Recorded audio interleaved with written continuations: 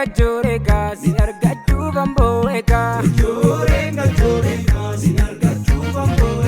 silaalee si madaalee gubaan keenatti jaalee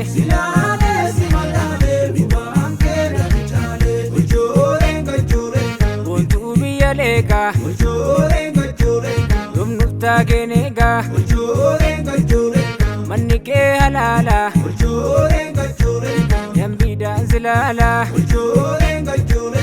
imaltuun hin teessu lachoo gubbaan naqee ormoo sinaan geessu biyyal buudhaaf warqee arbi ciiseen ga'u hin ta'iin arbichaa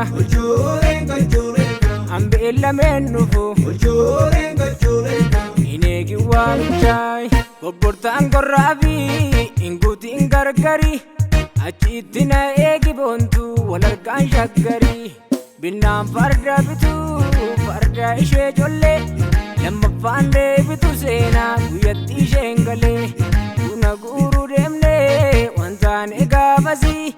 ergaa saniin teenyeegaa nannabee baanashii nannabee baanashii nannabee baanashii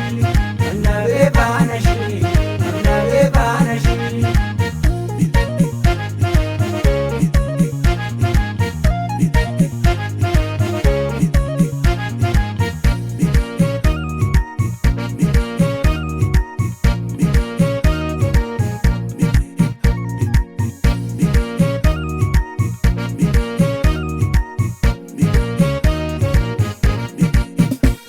simaalee namni joobtu jiruungo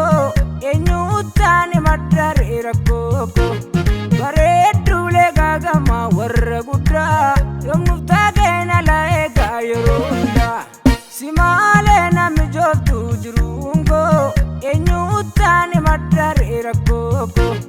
bareedduulee gaagamaa warra guddaa yoomnuftaa keena laeegaa yeroo hundaa Uljooreen gajjoorega si argachuu bambo'eega silaalee si madaalee gubaan keenatti jaalee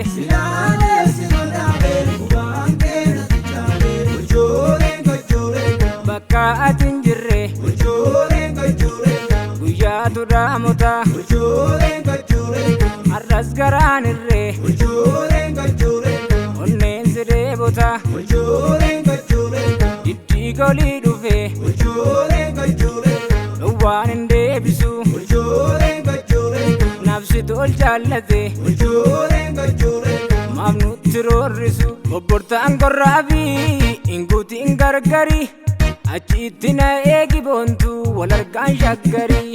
binnaan farda bituu farda ishee jollee lammaffaan deebitu seenaa guyyatti isheen galee buna guuruu deemnee wantaan egaafasii ergaa saniin teenyeegaa nannabee baanashii nannabee baanashii